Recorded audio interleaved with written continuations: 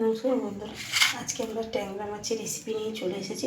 দেখুন ট্যাংরা মাছগুলোতে ডিম ভর্তি, দেখুন আপনারা দেখলে বুঝতে পারবেন। দেখুন এই ট্যাংরা মাছগুলো খুব ভালো করে কেটে বেছে ধুয়ে নিয়েছি।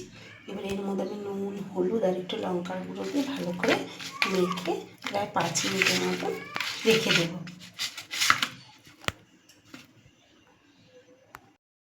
কড়াই গরম হয়ে গেছে বন্ধুরা। এবার আমি মাছগুলো আগে ভালো করে তেলটাকে গরম করে তারপর একদম আঁচটাকে কমিয়ে মাছগুলো খুব সাবধানে ছেড়ে দেবো।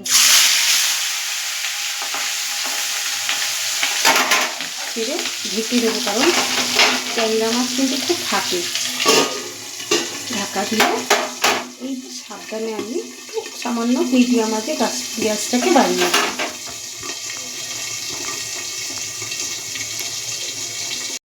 বন্ধুরা আবার যখন মাছটাকে উল্টাবেন গ্যাসটা কমিয়ে একটুখানি রেখে দিয়ে তারপরে এটাকে উল্টে খুব দূর থেকে সাবধানে মাছটা উল্টে দিতে হবে।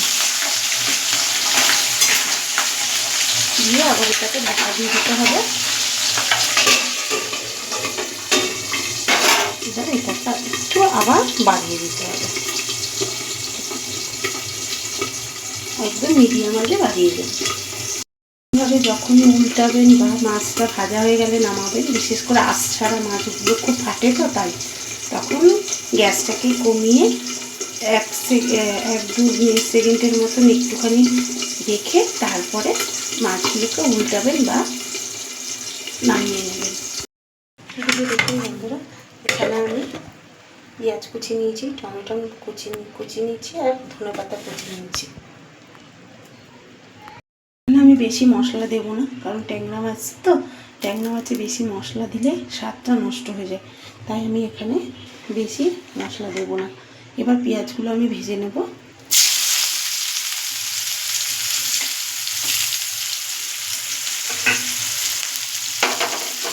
দিয়ে দেবো নুন দিয়ে পেঁয়াজগুলো একটু ভাজা ভাজা করে নেব।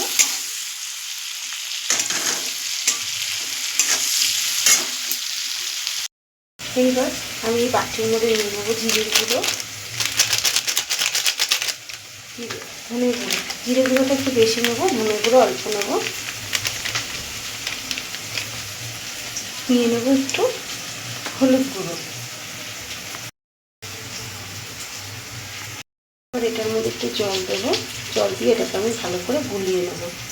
দেবো অল্প পরিমাণে নুন, যেহেতু পেঁয়াজ ভাজাতে আমি নুন দিয়েছি তাই আমি এখানে অল্প একটু নুন দিলাম। দেখুন বন্ধুরা, মাছগুলো আমি ভেজে নিয়েছি।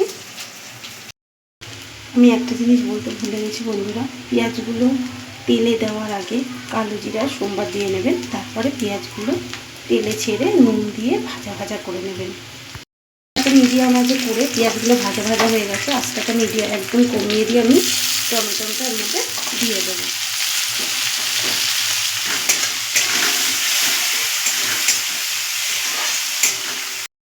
একদম কমিয়ে আমি ঢাকা দিয়ে দেবো যাতে টমেটোটা সিদ্ধ হয়ে যায়। আর আমি মশলাগুলো এর মধ্যে দিয়ে দেবো।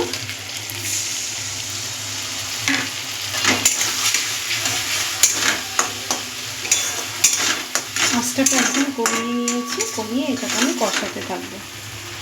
দিয়ে দেবো চিনি আর অল্প করে একটু ধনে পাতা দেবো, আর বাদ বাকি ধনে পাতাটা আমি ফার্স্টে ব্যবহার করবো।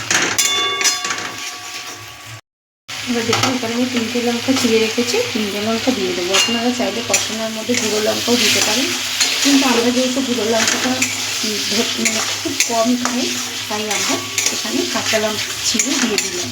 এতে বাচ্চারাও খেতে পারবে, বড়দেরও ঝাল যদি বেশি প্রয়োজন হয় তাহলে এই লঙ্কাগুলোও ভাতে ডলে নিতে পারবে। দেখুন বন্ধুরা, আঁচটাকে কিন্তু আমি একদম কমিয়ে মশলাটাকে কষাচ্ছি। আমার তেলটাও ছাড়তে শুরু করেছে, এমনকি একটা সুন্দর ভাজা মশলার গন্ধ ছাড়ছে। এবার আমি এর মধ্যে অল্প পরিমাণে জল দেবো, যেহেতু আমি এটা মাখা মাখা করবো তাই।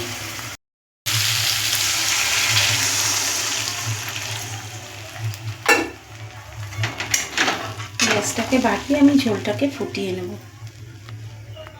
বন্ধুরা ঝোল ফুটে গেছে, এবার আমরা মাছটা আস্তে আস্তে দিয়ে দেবো।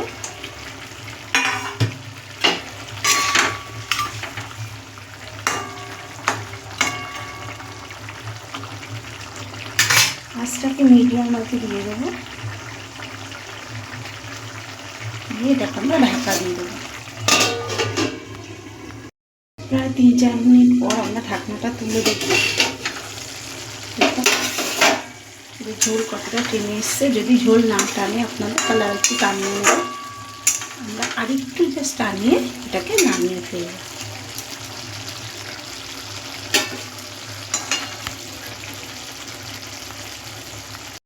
বন্ধুরা, আমাদের ট্যাংরা মাছের ঝাল রেডি হয়ে গেছে। আমরা খুব একটা মশলা দিইনি, সিম্পল মশলা দিয়ে আমরা ট্যাংরা মাছের ঝাল রেডি করে ফেলেছি। এইভাবে একবার বাড়িতে করে খেয়ে দেখবেন, আশা করি বাচ্চা বড় সবাই খুব ভালো খাবে। ভালো লাগলে একটা লাইক এবং সাবস্ক্রাইব করে দেবেন। ভালো থাকবেন, সুস্থ থাকবেন। দেখা হবে পরের একটি রেসিপি নিয়ে।